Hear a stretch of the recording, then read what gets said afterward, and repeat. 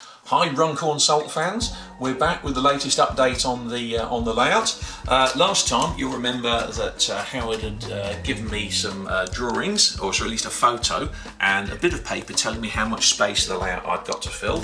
And I'd come up with this after a few measurements, this being my mock-up building. And that is now ready to be replaced with the finished building, which you can see here. Hopefully this looks something like the real thing. It's been interesting because I've used a few techniques I've never used before. The main one being to make use of a silhouette cutter to cut out the plastic card for the side of the building.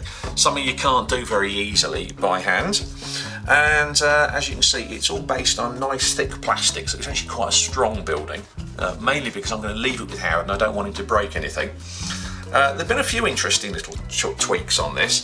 The first being that one of the really prominent things is this sign on the end that says "Have a safe day at Salt." Now, the only photo we've got, the text was really quite blurry, so I had a chat with one of our designers and see if she'd got a font that would look reasonably close, and we did. She did. Knocked up a quick sign, and it's one of those key features on a building that really catches your eye. The other one being these really bright yellow drain pipes. Now, this is a bit of a best guess from the colours on the photo, but this is actually faded BR warning yellow, which looks about right. And it's certainly eye-catching when you see it, especially for an industrial building. I think that's one of the things that look really different about it.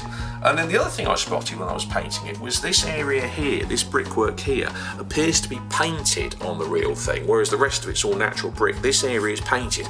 Now again, in the photo it looks a bit orangey. I didn't think it was as orangey as it appeared in the pictures, and more importantly, I didn't have any suitable orange paint. The only orange paint in the Humboldt range is really bright orange, so I've actually just used leather, which is orangey enough, I think, for the job, but not screaming at you. Do you know what my theory is with that? I wonder if this was all one solid window at one point and it's been divided into toilets or something. It might well be, because I mean this block was later replaced. This whole block of course disappeared and the building's extended out here, extended out to here.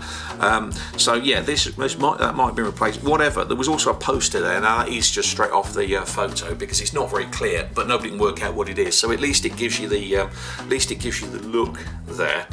And the other thing I had to do that wasn't obvious from the photo was put the top of what I assume is a lift shaft in, but I managed to find an aerial shot showing this, actually on the later version of the building, but it's lined up in about the right place, and knowing the measurements of the ends, I was able to get a rough guide for the measurements of the lift shaft top, so that it looks about right. I think it looks fantastic. Thank you. Really good job. Well, it's all here now. Yep. So you'll notice it doesn't go all the way down to the ground, and that's because Howard said, give me 5mm below the bottom of the building so I can bed it in. Yeah, that's before I did all the tarmac on the layout. So somebody's now got to dig a hole in the tarmac that he's put on the layout so he can put the building in, but that's his own problem. Yeah. I'll leave that. We'll have to figure that one out. I think it's doable without making too much of a mess. I think if you draw around with a pencil, then cut your knife, sharp knife. Yeah. I think you'll probably go through that. It's quite forgiving. A little bit of patching up, and the patching up will look quite natural anyway. I mean, it was quite patchy around the building anyway. Yeah. So I think once you've set it in, I've deliberately made sure that you've got a bit of depth below the step here, which did stick out in the original building. So once you've set it in, I think it's going to look great. Yeah. So Phil's building, which is for Runcorn Salt Union, you'll be able to read all about it in the May issue of BRM. But before that, the April issue, you'll be able to read all about how I did the road surfaces. That plus the control panel, which is not here. Where's it gone? It's over here. Right, so this is something that we knocked up yesterday for Salt Union, as Phil's modelling there. Now the plan is to have this double-sided with some something like some Velcro so that you can lift it up and access it if needs be. But exactly something along that sort of line. If the camera will focus, there we go.